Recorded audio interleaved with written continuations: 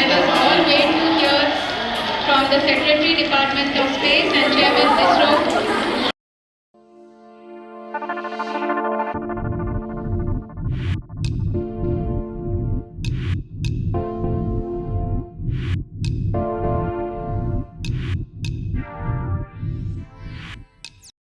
गया।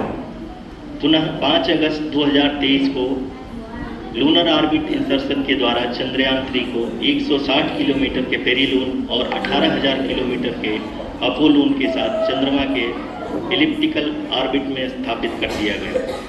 TLI के तरह LOI भी एक बहुत जटिल ऑपरेशन होता है।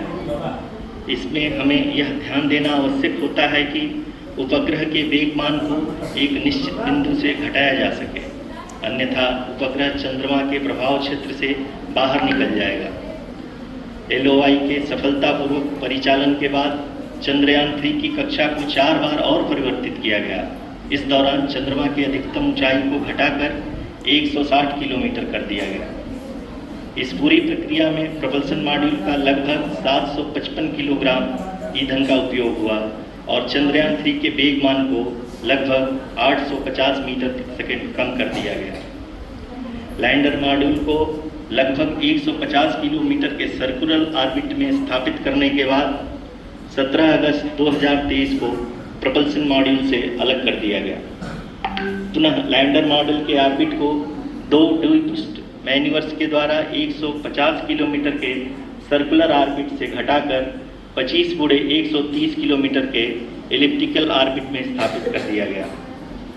इस दौरान यह भी सुनिश्चित कर दिया गया कि 800 न्यूटन के चारों थ्रटेबल थ्रस्टर्स पावर डिसेंट के समय किसी भी चुनौती का सामना कर सकें।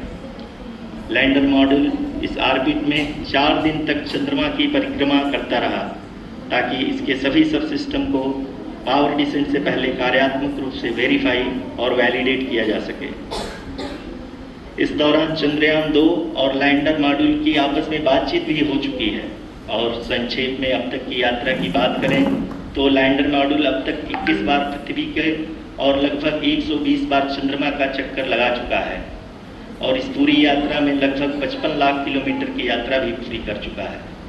अब तक के इस पूरे अभियान में यह भी सुनिश्चित किया गया कि सारे ऑर्बिट मैन्यूवर्स इस प्रकार किए जाएं कि लैंडिंग साइट पावर डिसेंट की शुरुआत से ही लैंडर के ऑर्बिटल प्लेन में बना रहे।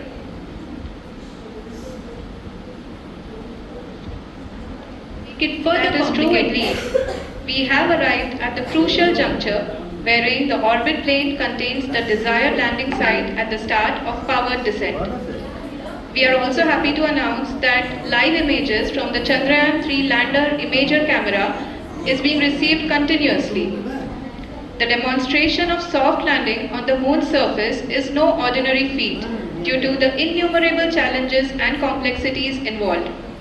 The lander velocity has to be killed from nearly 6,048 kilometers per hour without any aid from the thin and tenuous moon's atmosphere. The lunar dust at the time of landing and the craters and boulders scattered over the moon's surface make it further complicated to achieve this. The new and improved Chandrayaan 3 design has been built after envisaging all the scenarios which the lander module can encounter. With several software improvements, provision for full-level redundancies, a plethora of special tests, namely the integrated hot test, integrated cold test, and lander leg drop tests were carried out for the lander module. The success of these tests has provided great confidence in the performance of all the onboard sensors, propulsion system, and associated guidance, control, and navigation algorithms. The key findings during the tests have been able to improve the overall system performance. The largely unexplored south pole of the moon has been chosen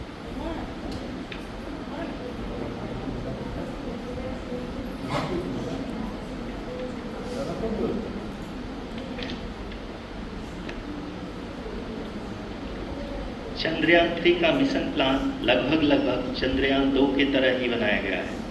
यहाँ यह भी सुनिश्चित किया गया है कि चंद्रयान 3 को rocket से अलग होने से लेकर के चंद्रमा के निकटतम कक्षा में स्थापित होने तक सारी गतिविधियाँ चंद्रयान 2 के तरह ही हों। और अब हम यह कह सकते हैं कि यह प्लान पूरी तरह से 100% सफल रहा।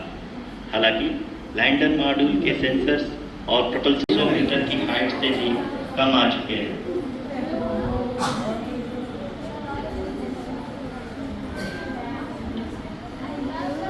अब हम ये देख सकते हैं कि हम लगभग 150 मीटर की ऊंचाई पे हैं चंद्रमा की सतह से। People are applauding. Let us all wait to hear from the Secretary Department of Space and Chairman ISRO